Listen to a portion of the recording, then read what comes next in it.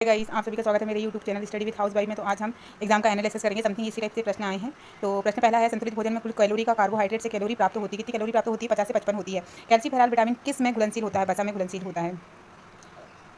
जनन क्षमता की कमी से जनांग तथा पेशियों में कमजोरी सामान्य किस विटामिन की कमी के लक्षण होते हैं? टोकोफेरॉल होता है, जिसको हम टोकोफेरॉल बोलते हैं। विटामिन ई होता है। अगर एक व्यक्ति रिकेट से पीड़ित है तो उस व्यक्ति को खालिस्तान की कमी हो जाती है, विटामिन डी की कमी हो जाती है। कोलेस्ट्रॉल निम्न में से किससे संबंधित है? वसा। यदि कोलेस्ट्रॉल ज़्यादा हो जाता है तो व्यक्ति को हार्ट अटैक आने का अधिक संभावना होती है। निम्नलिखित में से कौन सा तत्व मानव शरीर में नहीं पाया जाता? तांबा नहीं पाया जाता। शाकाहारी जो माता होती है उनमें एक कौन सी किसकी कमी होने की संभावना अधिक होती है? वो B12। B12 जो होता है वो शाकाहारी चीज़ों में नहीं होता है।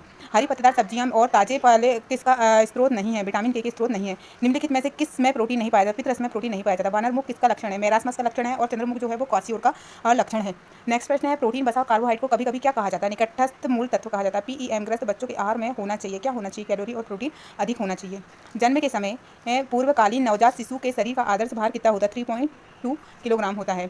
भोजन पचाने, शरीर में पोषक तत्वों का अवशोषण, परिवहन और भंडारण करने में लगने वाली ऊर्जा को कहते हैं ताप जनन कहते हैं। कौन सा विटामिन जो आयरन अवशोषण को में सहायक होता है? एस्कॉर्बिक। एस्कॉर्बिक मतलब विटामिन सी। प्रश्न नंबर 16 है, महिलाओं के मामले में 25 किलोग्राम मीटर स्क्वायर से अधिक के BMI का अर्थ क्या होता है? सामान्य से अधिक पोषण होता है। प्रश्न नंबर 17 है, जन समूह में आयोडीन की कमी से होने वाले रोगों पर नियंत्रण करने की एक परीक्षित पद्धति है। जन समूह में खालिस्तान का वितरण किसका वितरण है? आयोडीन युक्त नमक का है। ठीक है।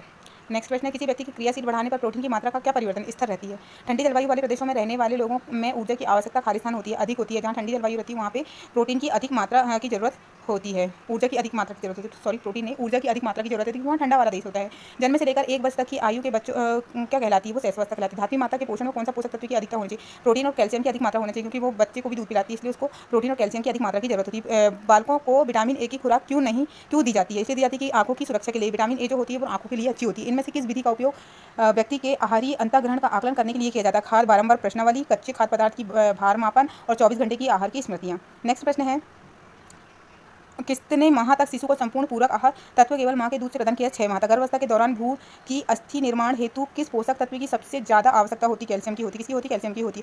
गर्भावस्था में शिशु को रतौंधी जैसी भयानक बीमारी से बचाने हेतु माता को किस विटामिन का सर्वाधिक मात्रा में प्रयोग किया जाता है? विटामिन ए का अधिक यूज किया जाता है, क्योंकि विटामिन ए जो होती है वो आंखों के लिए होती है। नेक्स्ट प्रश्न है 28वां, कि जो गर्भावस्था के दौरान एक महिला को प्रोटीन आवश्यक रूप से लेना चाहिए, क्योंकि यह भ्रूण की वृद्धि में मदद करता है, शरीर की टूट में मरम्मत करता है, यह मांसपेशी और ऊतकों के निर्माण में मदद करता है। प्रश्न नंबर 29 है, गर्भावस्था के दौरान एक महिला के लिए विटामिन ए क्या महत्व है? उसका महत्व है शारीरिक क्रियाओं के सुचारू संचालन के लिए विटामिन ए बहुत महत्वपूर्ण होती है। गाइस, इसी तरह से प्रश्न आ रहे हैं, ये समझ के आधारित ही हैं।